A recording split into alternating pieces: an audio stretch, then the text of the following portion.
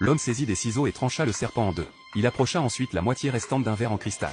Aussitôt, des milliers de tentacules jaillirent de la plaie et commencèrent à dévorer le verre. En un éclair, le python fit repousser sa queue et retrouva son apparence initiale.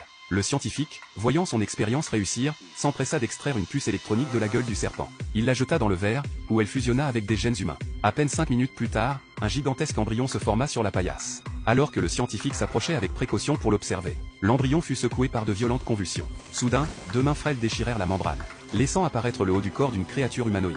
Pris de panique et d'excitation à la fois, le scientifique retint son souffle. Mais la créature se redressa d'un bond et, en un instant, sa coquille se dissipa pour révéler un jeune homme à la beauté troublante.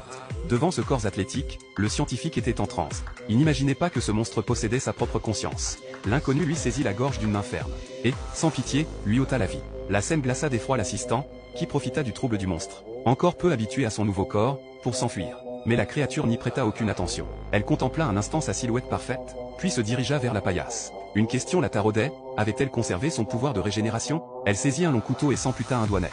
Aucune douleur, aucune plainte. Elle lécha le liquide s'écoulant de la plaie, puis approcha le doigt tranché d'un morceau de verre. En quelques secondes, le doigt se reforma intégralement. Rassurée, la créature laissa germer une idée audacieuse. Après quelques changements d'apparence, elle se rendit dans le plus grand bar de la ville, à la recherche d'une partenaire pour assurer sa descendance. Sur scène, une femme aux formes sensuelles attira son regard.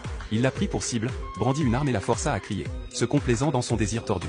Mais, au moment où il s'apprêtait à la tuer, un agent nommé Jacques surgit dans son dos et tira. Touché et perdant beaucoup d'énergie, l'homme bondit dans un ascenseur pour fuir. Jacques le pourchassa, et le rattrapa avant qu'il ne quitte le bâtiment. Acculé, le monstre avala goulûment des éclats de verre brisés, ce qui referma instantanément la plaie de sa poitrine. Jacques dégaina à nouveau, prêt à l'abattre. Mais l'être sauta du pont le plus proche, et disparut dans les profondeurs, comme s'il n'avait jamais existé.